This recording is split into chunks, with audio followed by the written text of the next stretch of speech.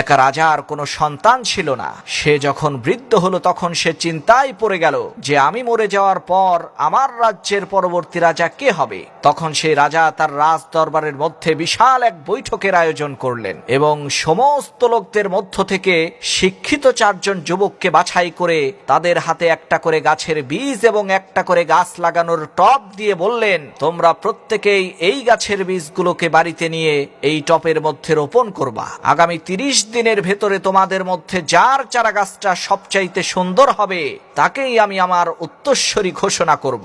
আমার মৃত্যুর পর সেই হবে এই রাজ্যের রাজা।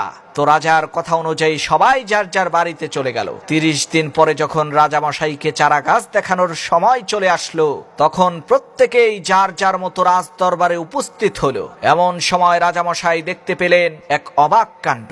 সবার হাতেই রং বেরঙের কি সুন্দর সুন্দর চারা গাছ, কিন্তু তাদের মধ্যে একজনের হাতে শুধু খালি টব।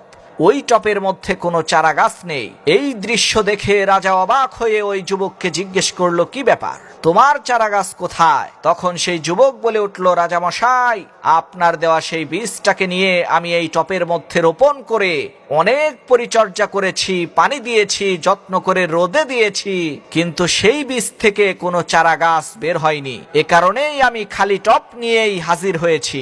ছেলেটার এই কথা শুনে রাজামশাই বলে উঠল, তুমিই হচ্ছ আমার রাজ্যের পরবর্তী রাজা, আমার উত্তরসূরি। রাজার এই কথা শুনে রাজ দরবারের সমস্ত লোকেরা অবাক হয়ে জিজ্ঞেস করলো, রাজামশাই, এই ছেলে তো খালি টপ নিয়েই হাজির হয়েছে, তাকে আপনি রাজা ঘোষণা করলেন কেন?